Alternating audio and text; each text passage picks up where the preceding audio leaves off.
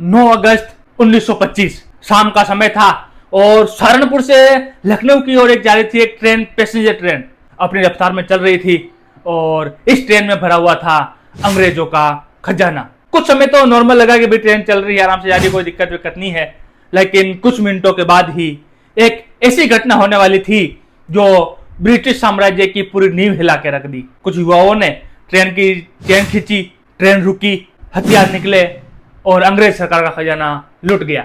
ये कोई साधारण डकैती नहीं थी, बल्कि इसका मकसद कोई चोरी करना नहीं था, बल्कि भारत को आजाद कराना था। और तो आखिर वो नौजवान कौन थे जिन्होंने अपनी जान जोखिम में डालकर इस लूट को अंजाम दिया, शेर के मुंह में हाथ डाला, और उस लूट का नाम था काकोरी कांड। काकोरी कांड के बाद अंग्रेजों ने क्या किया और इस घटना से भगत सिंह, चंद्रशेखर आजाद जैसे क्रांतिकारी कैसे प्रभावित हुए, तो को पूरी घटना जानते हैं। तो काकोरी कांड की पूरी घटना क्या है कि 1922 में चोरा चोरी में महात्मा गांधी ने अपना असहयोग आंदोलन वापस लिया और कई देश के युवाओं को लगा कि भैया अब है वो शांति से आजादी मिलना लगभग नामुमकिन जैसा है, यानी कि हमें अब कुछ बड़ा कुछ करना पड़ेगा, देश को आजाद करवाना था। इसमें राम प्रसाद बिस्मिल, अशफाक उल्लाह खां, चंद्रशेखर आजाद, राजेंद्र नाथ लिहाड़ी, राजेंद्र प्रसाद बख्शी और ऐसे कई महान क्रांतिकारी भी इस संगठन में शामिल थे। देखो, संगठन बनाने से कुछ नहीं होता है, इसमें एक सबसे बड़ी जो समस्या थी वो थी पैसों की।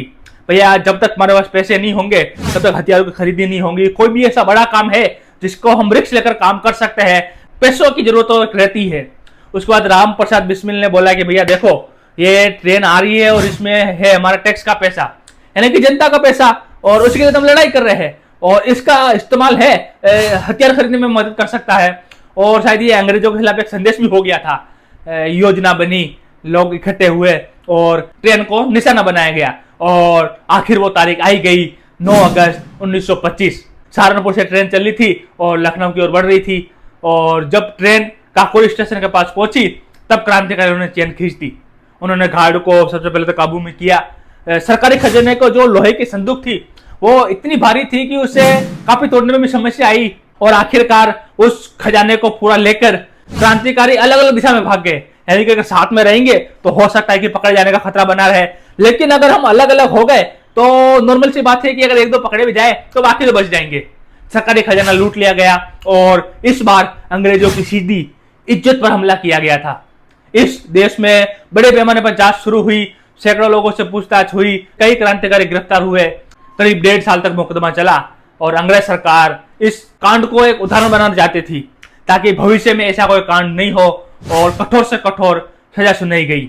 और अंत में इस देश ने कुछ नौजवान खो दिए जिससे अंग्रेज सरकार ने फांसी की सजा दे दी। इसमें राम प्रसाद बिस्मिल, अशफाक उल्लाह खान, राजेंद्र नाथ लिहाड़ी और रोशन ठाकुर सिंह।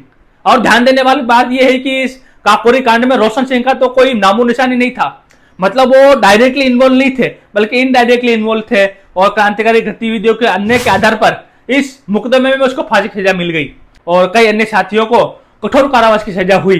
केवल अगर हम परिणाम देखें तो अधिकांश क्रांतिकारी पकड़े गए थे, 4 साथियों को फांसी हुई थी, लेकिन इतिहास लेवल में अभी तक परिणामों से नहीं बनता है।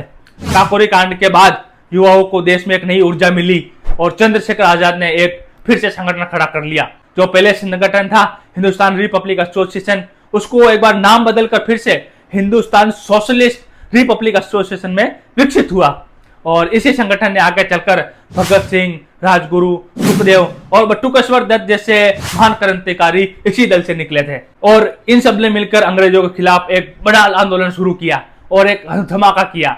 ये काकोरी कांड सिर्फ एक डकैती नहीं थी बल्कि अंग्रेजी शासन को एक खुली चुनौती थी कि अब तुम्हारा मामला खत्म हो चुका है।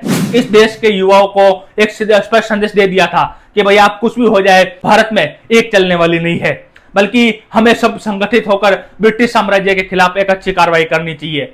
राम प्रसाद बिस्मिल, अशफाक उल्लाह खान, राजेंद्र नाथ लिहाड़ी, रोशन सिंह और उनके साथियों का जो बलिदान है वो स्वतंत्रता संग्राम में हम हमेशा एक रोशनी की तरह याद रखेंगे और आने वाले मार्गदर्शन में काम करेंगे।